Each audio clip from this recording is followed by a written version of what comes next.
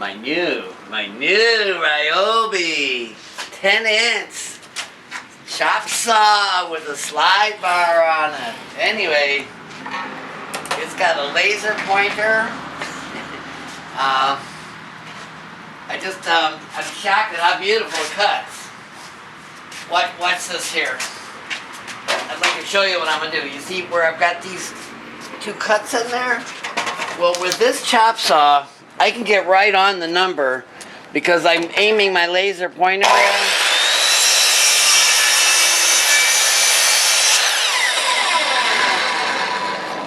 And I don't know if you can see, but I cut right through there. Right straight through. Went down just a little bit below.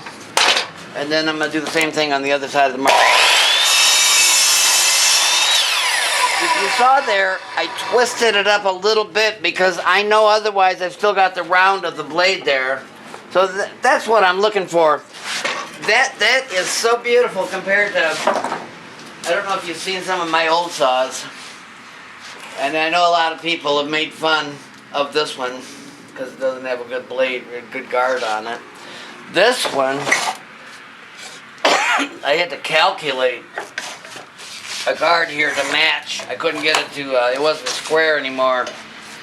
So those antiques plus this has a stand on it. Now watch on this side here. I'm going to show you how to do some of these cuts. Let's see. First off, it's got a new slide bar. I'm going to do a 45 first. Now, the aiming thing's really in an odd place. Right here. Because you actually start... Well, anyway, that's what they built. But that's not what I'm saying. Watch here. Let me get a piece of lumber that's... I'm sorry, stop. But I want to show you a nice cut, not the hardest cut.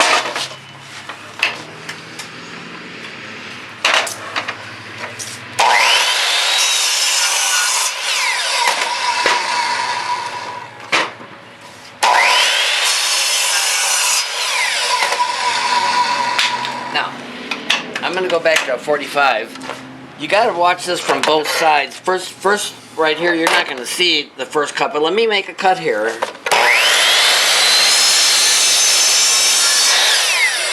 around over here and I'll show you how the beauty of this thing works. I don't know if the cameraman can get in here, but I need to get it right in that spot. So look at it, I just creep it up to wherever I want. And I know it's watch how easy I roll this thing over like this with that sight.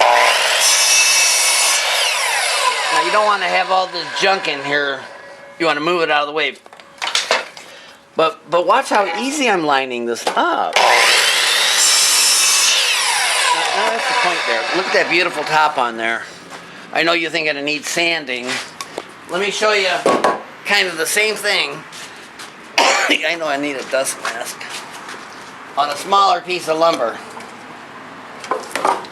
Let's see. Let's just use anything here. Here's a smaller piece of lumber. Now this is something you couldn't even really do on a regular chop saw. But watch how I'm going to make this beautiful end here. I'm going to make a tiny little ridge at the top.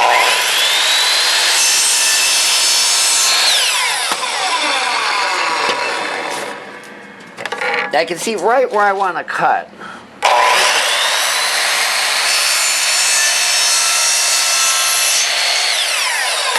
Now I want to trim these ends up, and I can see where I'm going to go with the blade. Otherwise, look, I'm just looking at the blade here. I couldn't even do it. A little bit of sanding. This is just a beautiful end. Well, I'm really happy with my new saw. And like I say, take a look at some of these ends here, some of the cuts here that I just made.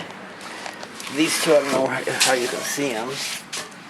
And then the notch cut. And the notch cut. Thanks a lot.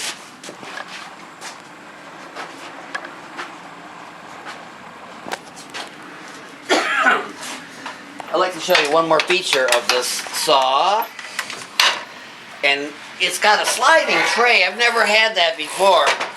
And there's like a couple of things that I've never been able to do before. You know, carpenter's always making steaks. Not kind of eat. But I never could do that. I could never do this. Isn't that amazing? You see what I'm getting at?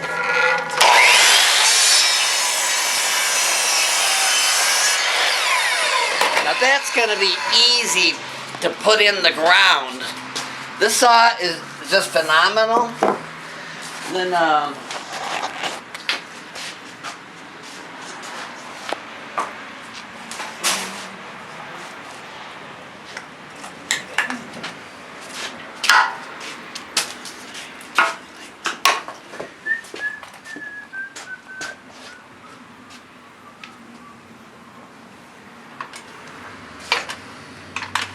thanks for watching.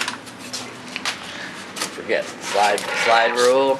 You're probably saying he doesn't have his bagger hooked up. Well, I did that because I was having it right over a garbage can before. That's why I'm coughing so bad. And it's just a production saw with this stand and everything. The way this thing is set up, it's got a lot of pluses. The only negative thing is, and I don't mean to have a bad review, it takes up too much room. But you kind of need that. My bench takes up just as much room. Take a look at it, the older the new, and before long we're going to scrap some of those old chop saws. I can't wait to do the crash test on them. Oh boy.